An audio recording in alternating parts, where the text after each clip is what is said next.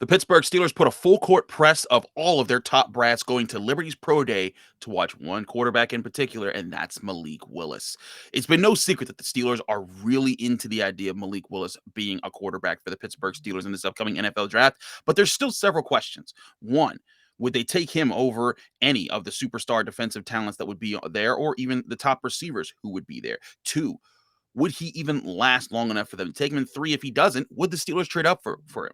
Joining me to talk about that today will be Wes Euler of Steeler Nation Radio. We're going to talk all things Malik Willis, Kenny Pickett, pro days, and what we've been seeing from the top prospects the Steelers should be considering. I'm Chris Carter of the Locked On Steelers podcast. Let's get into it. You are Locked On Steelers, your daily Pittsburgh Steelers podcast, part of the Locked On Podcast Network, your team every day.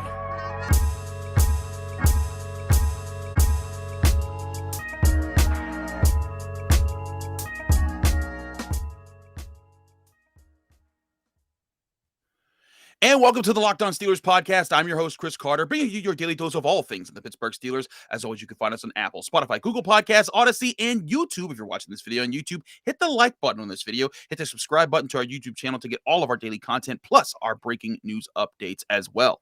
If you want to help out the show even further, go on Apple Podcasts, leave us a 5-star review with a positive comment. When you do both at the same time, you'll get a shout out at the end of the show. We thank you for making the Locked On Steelers podcast your first listen every day. Joining me today is Wes Euler, our guy, and we actually got it right this week. We had Tony Tuesday yesterday, and Wes Wednesday is back. What's up, Wes? Mr. Carter, pleasure as always. Can I tell you a quick little anecdote to get us started here? Sure, why not? So Sunday, you were there as well, too. I was at the March Madness games in Pittsburgh. A lot of fun down at the paint can. I was a little late to the first game, right? I got there at like halftime of the first game because, as you know, I've got a 5-month daughter. 5-month-old daughter. That can slow things down a bit. And sometimes things don't go according to plan. So wanted to help my wife here at the house. Ended up getting there a little bit late. I link up with my buddies. I sit down. We're chatting for a few minutes. And a young man in front of us turns around and says, "Are you Wes Euler?" And I went, like, this doesn't happen to me, okay? I'm a jabroni. I'm a radio guy. It's not even like I'm on TV or anything. And I go, "Yeah, I am." And he says, "Hey, man, my name's Sam. I love listening to you and Carter on the Locked On Steelers podcast. I recognized your voice." So big shout out to our buddy Sam. How about that? Making me feel special on Sunday. I gotta say, there were a lot of people I met at because I was there. Wes was in the good seats though. Wes was in like the lower bowl, chilling. He was able to get some celebrity pictures, like he was hanging out with Jay-Z and people. I was up in the upper rafters with my family because it was my dad's birthday, so I was taking him because he loves March Madness. And I ran into several people who were like, Chris Carter, what's up? And I think everyone who was talking with Brandon, everybody that I ran into, you all were wonderful, and I was so glad to be able to hang out with y'all. But it's awesome when you see that. And more people should recognize you, Wes. Only you have that amazing hair in Pittsburgh sports. Everybody always comments on the YouTube videos that I look like I'm 14, so I tried growing out a little mustache for you there on YouTube as well, too. Yeah, look at that bad boy, I tell you what. Oh, boy, you're crazy. Now, Wes, let's get to the biggest news of the day, and that's, of course, the Steelers on Tuesday went to the Liberty Pro Day to watch Malik Willis. Now, this has sparked a lot of debate. When it comes to the Pittsburgh Steelers, should they take Malik Willis? Will they take Malik Willis? If you look at mock drafts, there's been a lot of people nationally, locally, that have mocked Malik Willis right to the Steelers at the 20th spot. And it's been no secret that the Steelers love Malik Willis. At the Senior Bowl, they were seen talking to him a lot, talking to his family a lot. They go to his pro day, and it wasn't just Mike Tomlin at his pro day. It was Mike Tomlin, Kevin Colbert, Matt Canada, Brandon Hunt. Everybody was there. They sent the full brigade to the Liberty Pro Day, and they skipped past other ones like seeing Trevor Penning or Tyler Linderbaum or other guys that they could have stopped. They went all to focus on that. And so, there's now the thought to say, like, well, wait a minute, are they all in on Malik Willis? And I think it's an interesting perspective because Malik does have a really good ceiling. I like his talents. I think that he has a cannon of an arm. He showed that off in his pro day throwing, though, again, against air. I don't value that over gameplay. Right. But there's this excitement that maybe the Steelers are definitely going to get him no matter what, and they're willing to trade up. I say this, Wes, two things on my part here. The Steelers aren't going to get Malik Willis. And why? A, because he is just not going to be there at 20. I think that there's too many teams that are quarterback needy and too many teams that are just antsy whenever they see the quarterback. Yep. Hey, you got a quarterback, man? You got a quarterback? Chris, Give me a quarterback. Quarterback-thirsty league. All these teams are thirsty for quarterbacks. It is. All these teams want a quarterback. If you don't think you have your quarterback, you go and get one. And there's going to be a lot. There's 19 teams ahead of them. Well, really 18 because the Eagles have multiple picks, but you know what I'm saying there. But they're going to want that. And here's the other thing. I don't think the Steelers trade up this year to go get Malik Willis. I think that they know that if they sit there at 20, no matter what happens in front of them, if Malik Willis falls to them, great. But if Malik Willis and Kenny Pickett are gone, you could see an Andrew Booth, a Jordan Davis, a Devin Lloyd, a Chris Olave. Any one of those guys would be really, really good for this team sitting there at 20. And that's just a couple names that I mentioned. There's a number of guys that could fall to that position. I just don't see the need to give away other draft picks when you need to start replenishing your youth and your depth. When you have that opportunity with your draft picks, I don't see the reason to give that up for a quarterback of Malik Willis when you also know next year there's a real chance to trade up after you've solidified your whole roster. Yeah, I agree. And I think especially when you consider the Steelers don't have as much draft capital this time around as they're usually working with. Chris, I think you nailed it. You know, we hear this a lot, maybe not necessarily, you know, last year that was a quarterback loaded year in some of these, you know, Baker Mayfield's year where you had 5 quarterbacks taken in the first round. But we hear a lot the idea that all these quarterbacks are going to fall, and it just never happens. Yeah. It's a quarterback thirsty league. You know, about half the league at any given time needs one. And I think you alluded to something that's very important in this. The Eagles have 3 picks in front of the Steelers. The New York Giants have 2 picks in the top 10. The New York Jets have 2 picks in the top 10. Mm-hmm. Somebody is going to trade up for Malik Willis. Right. They just are, or they're going to take him before pick 20, or they're going to trade up with one of those teams with multiple picks. And mind you, teams that at least publicly have stated they don't need a quarterback. I think we all agree on that with the Jets for sure. I don't think anybody sees the Jets taking a quarterback a year after they just took Zach Wilson 2nd overall. The Giants, they seem to be, you know, still believers in Daniel Jones. Who knows if that changes with Brian Dable, but that's at least been the public message. And the same with the Eagles. Would it shock us if the Eagles took a quarterback? No, but they've been backing Jalen Hurts this entire offseason. So when you consider there's 3 teams in front of the Steelers that have, quick math, 7 draft picks between them, right? Yeah. Philly, New York, and New York. 7 draft picks ahead of the Steelers between those 3 teams. If Malik Willis ends up sliding, if Kenny Pickett ends up sliding, somebody is going to nab those guys. I think talking yourself into either of those guys being there at pick 20, particularly Malik Willis, I think it's just a pipe dream at this point. And so unless you see the Steelers moving up, which I don't know, maybe they move up to 15 or 16 with the Eagles if Malik Willis is still there. Maybe they move up 3, 4, 5 picks, but they're not jumping into the top. They're not going from in the 20s to 10 like they did for Devin Bush. No. They just don't have the draft capital this year. And so that's where I kind of stand on all this currently. Mike Tomlin even said that, you know, when asked at Georgia's Pro Day about Jordan Davis, he was like, look, that guy's going to be hugging Roger Goodell before we get to the podium, which to me is also a sign of saying we're not trading up, because even if Jordan Davis, a superstar defensive tackle who might become the next Cam Hayward of the team, and we all see how important Cam Hayward is to them, like that's, you know, they're not going to do that. So I just don't see it happening for Malik Willis. But more to your point about quarterback thirstiness, last year there were 5 quarterbacks selected in the first round. Okay, all of them. I thought it was 5. I couldn't remember. It was 5, but all of them, the last quarterback, Mac Jones, was the 15th overall pick. 5 in the top 15. So imagine that last year, the Steelers, if they were at 20, they would have never had a shot at any of them. They would have to trade up to get them. And again, you're trying to fix the offensive line. You're trying to make the defense elite. You're trying to build depth around the roster. And you're also trying to make sure that you're young so that enough of those players are hanging around for the next 3, 4, 5 years. Right. So that when you do find that quarterback, you have a young roster ready to go and guys that you can replenish your roster with when you need to start paying guys. So, and even more to this point, there have been 3 quarterbacks selected in the first round every year going back to 2016. And some of those quarterbacks are guys like Paxton Lynch in 2016. Deshaun Kaiser Haskins. Dwayne Haskins. Deshaun Kaiser wasn't a first round, but he was a second round pick in 2017. Josh Rosen, Sam Darnold. Josh Rosen, Sam Darnold, and Baker Mayfield, funny enough, we'll talk about him in a little bit, were all first-round picks in 2018. 2019, Daniel Jones and Dwayne Haskins were first-round picks, and again, all gone by the 15th pick in the NFL draft. Yeah. And then 2020, Joe Burrow, Tua Tagovailoa, Justin Herbert, and Jordan Love, all first-round picks. Now, granted, Jordan Love was 26 and was later, but still, that's my point. Teams go after quarterbacks. They're thirsty, man. So for the Steelers to be in this market right now, they would need to want to be aggressive to the quarterback. Because I don't see it with Malik Willis this year. Either. And he has a really high ceiling. If there's a chance that if I am not one of those doubters of Malik Willis that says that there's no way he works out in the NFL, I think those people are bogus. But there's going to be some serious hurdles for him to get over. And if you're the Steelers, do you gamble on him crossing those hurdles? Or do you take these really good stars at these positions that you need to build around so that when you get your quarterback of the future, you're ready to rock and roll that are more sure things right now? I think that's the question you have to ask yourself.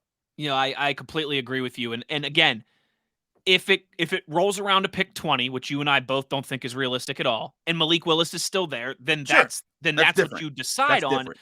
And there would be some there's precedent for this where the Steelers address a position of need in free agency, and then they still go with a value pick in the draft. Remember when they took Devin Bush, they signed Mark Barron a few weeks before that in free agency. So they signed Mark Barron, they still go and draft Devin Bush. So just because they signed Mitch Trubisky, the type of deal that they gave him, they haven't handcuffed themselves to Mitch Trubisky. They could still take a quarterback. Right. But as you and I are both on the same page, we both agree that would have to happen at pick 20. And it feels like Malik Willis is really that guy. And even if you put Kenny Pickett there too, those guys just aren't going to be there at pick 20. I don't like to speak in absolutes very often, Chris, but those guys are not going to be there when the 20th selection rolls around. It's just not happening. It's just not happening. And again, I don't see the reasoning to trade up in this NFL draft when you got so many things that you need addressed. But we can talk about Kenny Pickett because he also had his pro day on Monday, and I was actually there watching Mike Tomlin and them watch him really close. And there's a lot I think to say about Pickett versus Willis versus the Steelers quarterback situation and with the Browns quarterback situation with Deshaun Watson and Baker Mayfield. We'll talk about that just a second here on the Locked On Steelers podcast. But first, got to talk to you guys about Built Bar. It's the time of the year where people are giving up on their New Year's resolutions. It's late March, and you're thinking, man, I promised myself I'd eat right, but it's so hard because there's so many things that just don't taste good. Well, here's where Built Bar comes in to help you, because it's going to feel like you're actually cheating on your resolution because Built Bars taste really good, especially if you try their new Puffs flavors. If you haven't, you're missing out because Puffs flavors are the first ever protein-infused marshmallows. They're fluffy, marshmallowy, and they're a great treat. They're covered in 100% real chocolate, and they come in many flavors like cinnamon churro, coconut marshmallow, and banana cream pie, and they're all so good. And if you just want a regular Built Bar, those are still amazing and 100% real chocolate covered as well. And the great thing about Built Bars, they're low in calories but high in proteins. You can replace your candy bars with these because the Built Bars, they have 130 calories, 4 grams of sugar, 4 net carbs, and 17 grams of protein. Compare that to the average candy bar that has 240 calories, 30 grams of sugar, and dozens of net carbs. There's so many flavors for you to choose from as well when you go to Built.com, because you can get double chocolate, coconut almond, peanut butter brownie, raspberry, cookies and cream, salted caramel, mint brownie, all these flavors and many more new ones being released every month at Built.com. So go to Built.com right now and be sure to use the promo code LOCKED15. That's LOCKED15, LOCKED15 to get 15% off at Built.com for your next order of Built Bars.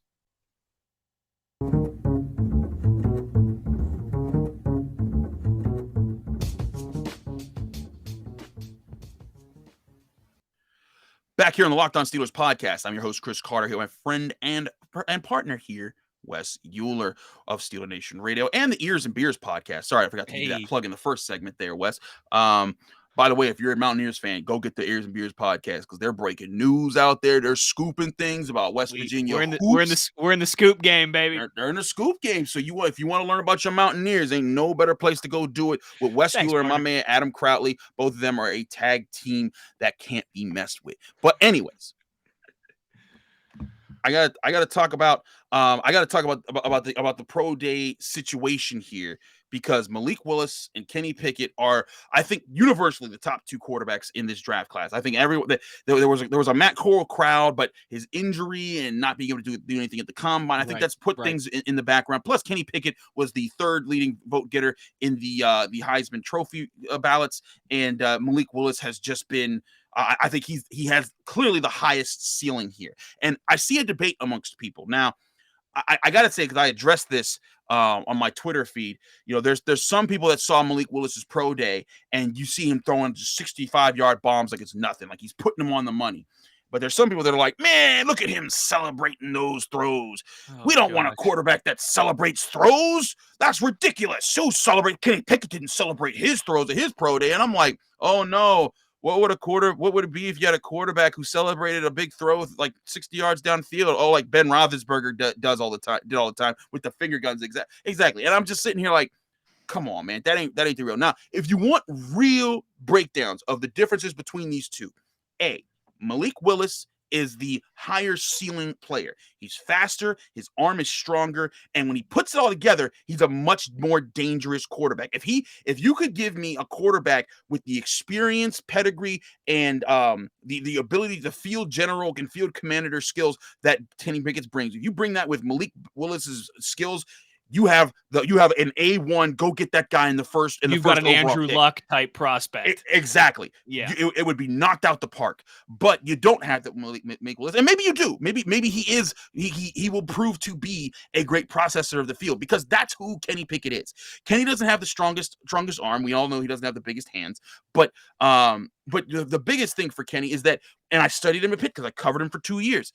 He processes the field better than anyone in this class. When he sees the safeties, he says immediately, bang, these are my reads, and this is where I'm going, and I know where my guys are going to be because I've established that relationship. When Pitt lost to Western Michigan early in their 2021 season, he stood amongst the team and said, we will not let this happen again. This is our year. We're winning the ACC. We're standing up right now. Get behind me. And they got behind him and surged to an 11-win season, and they did win their first ever ACC championship.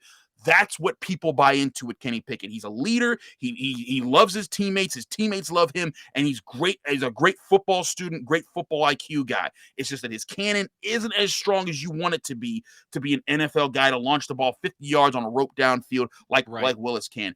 But Wes, which one is the guy that you would lean on? If say magically both fell to 20, neither of them are going to, in my opinion. But magically both of them falls to 20. What do you want in the quarterback in this day and age in the NFL? Well, my two biggest things, and it's funny because these are the things that Kevin Colbert and Mike Tomlin talk about as well too: accuracy and mobility. Yeah. You've got to be accurate and you've got to be mobile. And I don't mean mobile necessarily in the sense of Lamar Jackson. Right. But I'm talking Patrick Mahomes. I'm talking Josh Allen. I'm talking like we saw against the Chargers and Justin Herbert. Yeah. Guys who can run when they need to. Guys who can take what the defense gives them, and guys who can buy time. Mobility and then accuracy. I mean, accuracy, yeah, we all know you have to have a base level of arm strength. But, man, accuracy in this level, you know it. It's an old cliche for a reason. College open is not the same as NFL open. Exactly. You know, in college, when your wide receivers are open, they've got a yard or two of separation, maybe more. In the NFL, sometimes it's a half step of separation, and that accuracy makes all the difference. Those are the two biggest things to me. As it relates to those guys, they've both got the mobility element to their game. I think Malik Willis certainly a little bit more. Kenny Pickett, I would give the edge to in accuracy. I think they've both got some maybe concerns there. Pickett not as much, Malik Willis a little bit more. But again, that was a big knock on Josh Allen coming out of Wyoming. He's never going to be accurate enough to be an elite quarterback in this league. Well, right now, I mean, if you're starting a team from scratch, he might be the guy. It's probably him or Mahomes that 95% of people are taking as their quarterback. Maybe Joe Burrow's entered himself into that conversation too. But those to me are the two biggest things. I think both of those guys have enough that you can work with. If I'm talking from a Steelers specific point, right? And let's do the hypothetical that you and I both agree there's no chance this happens. But hey, this is a podcast. This is sports talk. This is what we do. Pick 20 rolls around, and by some miracle, Kenny Pickett and Malik Willis are still on the board, right? Yeah. If the Steelers wouldn't have gone out and gotten Mitch Trubisky, Pickett would be my guy Yeah, because he'll I feel you. come in, he'll start week 1. And yeah, obviously he's going to need some time, but I think he would walk in and he would be, if not clearly better, at least certainly right on par with Mason Rudolph to start. And you'd give him, the first 4 games and it would really, he'd start to figure it out and things would slow down from him and he would take off from there. But with Mitch Trubisky on the roster, I would go Malik Willis because you could let Malik sit for 2 months. You could let him sit the entire season. You could let him sit half the season, 3 games, 4 games, whatever it may be till you think he's ready. And you could still tread water long enough with Mitch Trubisky to play 500 football, maybe a little bit better, stay in the division hunt, playoff race, all those things until you think, very much like what the Chiefs did with Patrick Mahomes. There's some other examples there as well too. That's kind of my thinking on that. If I really thought the Steelers still needed a quarterback, I'd go Kenny Pickett all day. But now that I think you have a serviceable guy in Mitch Trubisky, I would go Malik Willis, and I'd take the chance with maybe the lower floor, but the higher ceiling. So this is why we get a Wes Euler on the show, because this guy knows his stuff right here. That's the same logic that I've seen applied by Todd McShay, Mel Kiper, other guys out there that are saying Pickett is clearly the most NFL-ready quarterback right now. And to Malik Willis, and to something that your partner on SNR, Arthur Moat, said. Mm-hmm. He brought up, weeks ago we had him on the show talking about Malik Willis, and he called him Maserati Malik, and he said the biggest thing is he's like, I would just want Mike Sullivan to make sure he shores up that guy's footwork, because he has the cannon, and really usually when it comes to accuracy, people think, oh, it's the arm motion, this, that, and the other. Most accuracy problems come from inaccurate footwork, from not being able below the waist, below the waist, not getting the right leverage to step into your throws and get and put it in the right place.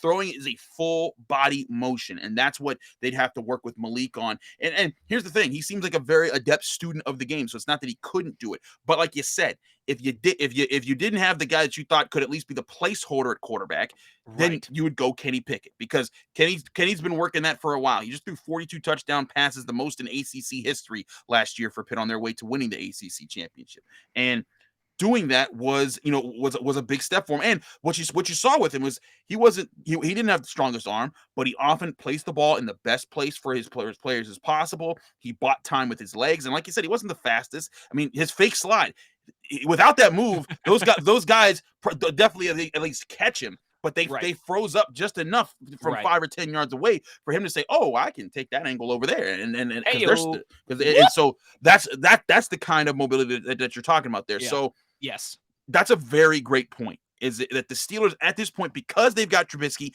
and they've got Mason Rudolph? I mean, frankly, I think they're of similar molds, that they're taller, they have big arms, and they can at least play in the NFL. And Dwayne Haskins will get his shot to compete as well, even though I think that he's kind of further out of the picture there, just based on what we've seen and the opportunities been given to the quarterbacks that we're talking about right now. But if you get Malik Willis, that's a guy who's, you can say, okay, Mitch, go start. You're handling business for now. And like you said, Alex Smith, he was that guy for the Chiefs for a year. And then Patrick Mahomes came in and lit it up. Maybe Malik is the Steelers guy at that point. But again, I just don't think he's going to be there at 20. And I don't think he's going to be, they're going to be a team to trade up. But there's more things to talk about the quarterback position and how the Steelers are handling it. I talked about a little bit about this yesterday with Tony Serino.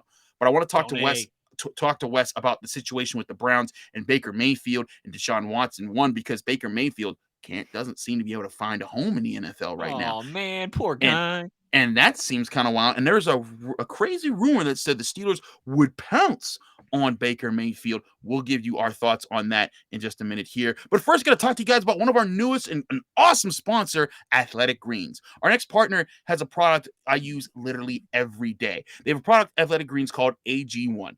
I take AG1 every day because I didn't have the time to prepare all my meals that had all the proper nutrition and nutrients and vitamins that I needed every day. And I didn't like taking pills all the time. But with AG1, I've had better gut health, more energy, an optimized immune system. And as an asthmatic, I've been breathing a lot easier. It's literally helped change my life. And I've been taking it for about 3 weeks now, and I love it. It doesn't taste like it's super healthy, or it's not super hard to gulp down like some veggie drinks are. It's just a mild tropical taste that I really look forward to drinking every single morning right before I eat breakfast, because you want to drink it before you put anything in your stomach during the day, and it really helps you get through it. With one delicious scoop of Athletic Greens, you're absorbing 75 high-quality vitamins, minerals, and whole food sourced superfoods, probiotics, and adaptogens to help you start your day right.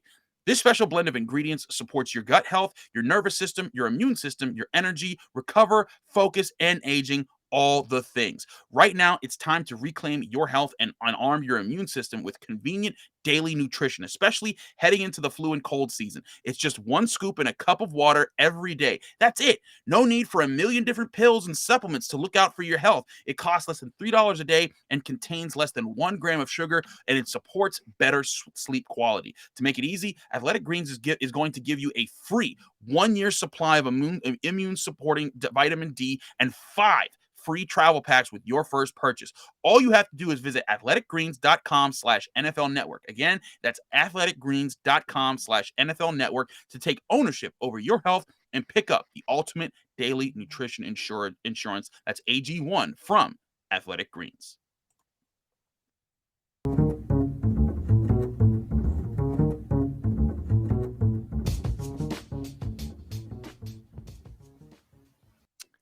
Back here in the Locked On Steelers podcast, I'm Chris Carter. He's Wes Euler of Steeler Nation Radio, and we're talking quarterbacks in the AFC North. Now, we talked a lot about Kenny Pickett, Malik Willis, Mitch Trubisky, Mason Rudolph, but let's talk about the Browns situation because there was a rumor floated. I actually don't know who started the rumor. I just saw that it kept being passed around on Twitter. I saw 93.7 The Fan was talking about it, but there was a rumor floated that if the Browns cut Baker Mayfield, the Steelers would pounce on the opportunity. Now, Wes, I just think it's funny that we're even talking about the Browns. Me too. Cutting Baker, because just last year he was better than Ben Roethlisberger. Oh, yeah. He was the future. He was going to guide them, and he was going to win comeback player of the year this year. Chris, what happened? I don't know what happened, Wes, because all of a sudden now they don't care anymore. Now they got Deshaun Watson. He can go somewhere. Shame.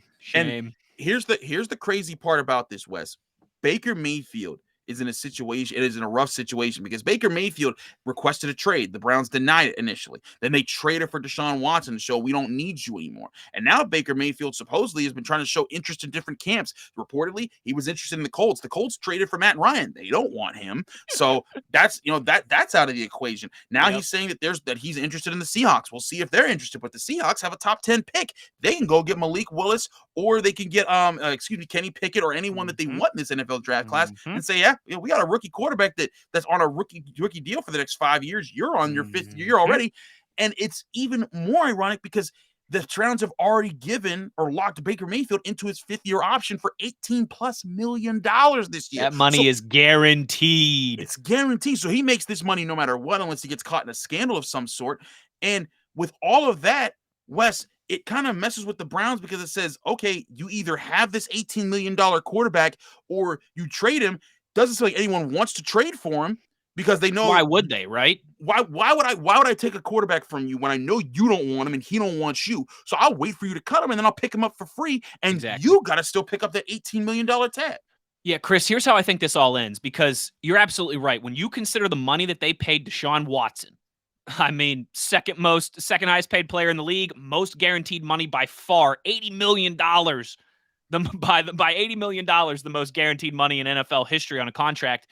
You just, from a team building salary cap standpoint, I mean, you don't have to be a football savant to figure this out. You can't afford to pay Deshaun Watson that and have Baker Mayfield's $18 million plus hit on your books and still build a competent team around Deshaun Watson. That's not, when you consider too what they're paying Myles Garrett, and they've got some other high paid guys as well. I think this all ends with a Brock Osweiler type situation where the Browns are going to have to give a day 2 pick. They're going to have to give a 2nd or 3rd round pick, and they don't have a lot of draft picks now because they went out and spent them all on Deshaun Watson. They're going to have to give somebody a pick, I think, to take Baker Mayfield off their hands, because you can't have him as a disgruntled backup making that much money and poo-pooing and pouting around the organization, even though, he does have the keys to the stadium from all his progressive commercials. And you can't cut him, because if you cut him, you're still on the hook for that money. And that's nearly $20 million that you can't spend on the rest of the roster. I'm glad you brought this up, because I was just thinking about this earlier. Like, I think this all ends for the Browns with a Brock Osweiler type situation, which is hilarious because the Browns were the team that got paid to acquire Brock Osweiler back when they had all kinds of cap space, and they were like that team that could be used as the garbage disposal for everybody else. And hey, you give us some draft picks and we'll pay this guy whatever.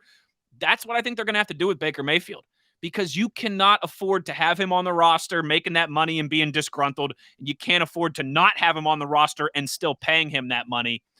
Cleveland's in a tough spot, Chris. What a shame. They are in a tough spot. And granted, they're also in like a good spot with Deshaun Watson for now because they still got him and Nick Chubb, Kareem Hunt. Like, we're not saying that they don't stand a chance. Right.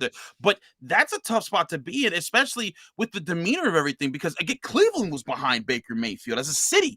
Like, the fan base is fractured on this one for sure. They're super fractured. I mean, go look at Brown's tweet. I pity Jeff Lloyd, our Locked On Browns host, because he has to deal with people that think Deshaun Watson did nothing wrong. There's a problem with those people. He has to deal with people that are saying that Baker Mayfield was in the right. He has to deal with people that are just like, I don't care anymore. I am just so burnt out by all of this. This is really stressful. That's a tough situation. The Browns. The Browns is the Browns in that situation. But at the same time, I'm just sitting here thinking, like, this is what the Steelers always wanted to avoid. Ben Roethlisberger, at any point in time in his career, if the Steelers had been rumored to actually go after Deshaun Watson while he was there might have been some problems. But you never saw them put him in that situation. They knew what his situation was. And with Antonio Brown, they kept that guy. You saw he was a bomb ready to explode. They kept that guy on the roster for 9 years until he was like starting to get a little edge. And they said, all right, sending you off for 2 mid-round draft picks. Have fun in Las Vegas. Psych, you're not there anymore because you already quit. I mean, that's the thing that I look at. That's the thing I look at here is that the Steelers, they've been good at avoiding these problems. And again, the Browns might do great with Deshaun Watson. I think he's a phenomenal talent in the NFL. Got some serious problems that he needs to that needs to be sorted out in court, involving the 22 accusations against him. That he's probably also going to get a lengthy suspension to start this season, I would imagine. Which again, you're attributing to, I think his cap hit this year is $10 million. The way his deal works, and then it's backloaded on the next 4 or 5 years.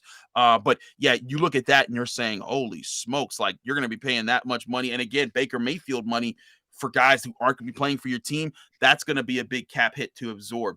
But again, this is why I think the Steelers just need to be patient about their quarterback situation, because say you rush into Malik Willis, say you trade up to get Malik Willis this year, and he's not as exciting as Malik Willis is. He's not the pedigree of quarterback that you look for typically in your QB1 guy for the future. This is definitely my guy. Yes. The way Trevor Lawrence was for the Jaguars last year, the way Joe Burrow was 2 years ago for the Bengals, or the way even Josh Allen was for the Buffalo Bills, even Kyler Murray. Yeah, Kyler Murray, Deshaun Watson, Patrick Mahomes, all those guys. They had that. Hey, these are guys that have been through it. They played in a Power 5 conference. They're ready for the NFL, and Malik might be. But why trade up for a might be and then be in that situation that the Browns are in 4 or 5 years, where you're sitting there saying, and not that Malik Willis would make a big deal out of this the way that Baker Mayfield has, because Baker Mayfield's kind of the reason I think the Browns are in this situation with the letter that he put on Twitter, but.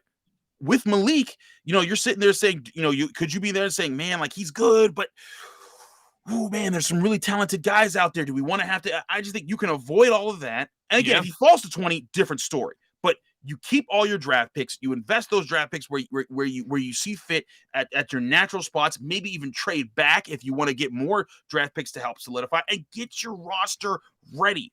I think it's then you go get your guy next year. Exactly. I think it fits a really solid plan, and it kind of fits what the Steelers have already been doing.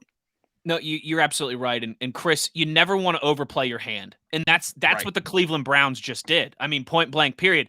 The news was out there that they were talking with Deshaun Watson. Yep. Then, Baker Mayfield comes out with his love letter and signs it Baker Reagan Mayfield, like he's some spurned lover, this big essay. That relationship's fractured. He wants out. And then all of a sudden you're Cleveland and you're looking around and you're going, oh, bleep. Like, we ruined our relationship with Baker Mayfield. We can't get Deshaun Watson. So you go back to Deshaun Watson's camp and you say, hey, we'll give you X, Y, and Z to get this done. And you go way over the top. I mean, you forget going all in. They went all in, and then they ran up to the poker chip counter and threw some more money down and put some more chips on the table. I mean, they went all in and took out a second mortgage to bring in Deshaun Watson. That's not the place where you want to be. And again, whether you're excited, underwhelmed, indifferent about Mitch Trubisky, whatever it may be, you don't want to be in that position. It's the old adage of, Chris, I think you'll like this one. Okay. if you've gone a long time without a girlfriend or you've gone a long time without a boyfriend, right? I know. All of a sudden, everyone starts looking like 9s and 10s, Yeah, right? you're right. And that's where you don't want to be. You don't want to be in that desperation mode. You don't want to feel like you have to make a move just for the sake of making a move and doing something. And again, whether you love the Steeler way, hate the Steeler way, excited about Trubisky, indifferent about whatever, I think we should at least all agree that this is the smart way to do business in the National Football League. I agree, and I think the Steelers, they've shown for years they're good at this. Even they may not, they won't win the Super Bowl every year. I mean, that's obvious, but nobody does. But when it comes to maintaining stability, making sure your organization's headed in the right direction, you're getting winning seasons, staying competitive. There's very few teams that are at the level of the Pittsburgh Steelers. Wes, this has been a great show, but we're out of time. Thanks so much for joining us here on the Locked On Steelers podcast. Let people know they can find you, follow you, and get more of your work. Yes, sir. At Wesley Euler on Twitter. You can see how to spell my complicated last name here if you're watching on YouTube. It's not that complicated. It's Uhler. It's like Bueller without the B. That's what it's like Bueller without the B. All right. That's you can find me there on Twitter. I host the Steelers Blitz with Arthur Moats on SNR. You can get us in podcast form as well, too. Steelers Blitz, wherever you get your podcasts. And then, as Chris is kind enough to plug, if you are a fellow WVU tortured soul like me, Ears and Beers podcast for all your Mountaineers content as well. Absolutely. Do check him and Adam Crowley out there with that podcast. Do check him and Arthur Moats out with their show and podcast. Wes does a lot of great work. And also you have the weekly roundup show, I believe, now on Steelers. I should plug that as well, too. Yeah, I'm doing a new podcast for the Steelers. Just started last week. Week in Review, Steelers Week in Review. Yes. Where it'll be a 10, 15, 20-minute podcast every week where we'll talk about what happened with the Steelers that week. We have audio from free agents, from coaches. We'll get some audio from Mr. Rooney and Mike Tomlin here at the owners' meetings next week. Steelers Week in Review, wherever you get your podcast as well. Thanks for reminding me about my own new venture. I mean, you're buttoned up, buddy. I got you, sir. You're my guy. But do check Wes out. He does amazing work here as you hear him and watch him on this show. Thanks, people like Sam who come out and give us shout outs to us in public. Thanks to all those who support the Locked On Steelers podcast. It really means a lot to have you guys' support. I could also use y'all's support in something else as well. I'm currently in the Pittsburgh Media March Madness bracket, and I'm getting hammered. I made it to the Sweet 16 as a 13 seed. I'm on fire right now, but I'm up against a 1 seed in Colby Armstrong. I need y'all votes. If you want to vote and support me to get me over the top and help me advance, we have all this week to do it, but I need your votes. And then if you could share it it's a vote on Twitter. All you got to do is click a link. It's going to be right in the description of this video, or if you're listening to this podcast, you can go to Locked On Steelers Facebook group, or you can go to the description of the podcast to get a link to go vote for me. And hey, share it with your friends. It always helps out. We're trying to get to the Final Four again, baby. Log into your burner accounts, all right, and cast multiple votes. Let's go. Do all the things. So thanks again to all the Locked On Steelers listeners who do that, and thank you again to people who subscribe to us every day. Remember, you can subscribe to us on Apple, Spotify, Google Podcasts, Odyssey, and YouTube. Remember, if you subscribe to us on YouTube, you want to subscribe to us by liking our video and then hitting the subscribe button to our Locked On channel. We thank everyone who does that for us. We also want to give a shout out to anyone who gives a 5-star review with a positive comment on Apple Podcasts, just like this person, JDM 1014, who says, great job, 5 stars. Love how you give great information, which is always accurate. Amazing quality of a podcast. Also, thank you, JDM. We appreciate your support as well. If you want your shout out, give us a 5-star review on the Apple Podcasts app. Thanks again for all listening and watching. We'll be back tomorrow with more on your Pittsburgh Steelers with the Locked On Steelers podcast.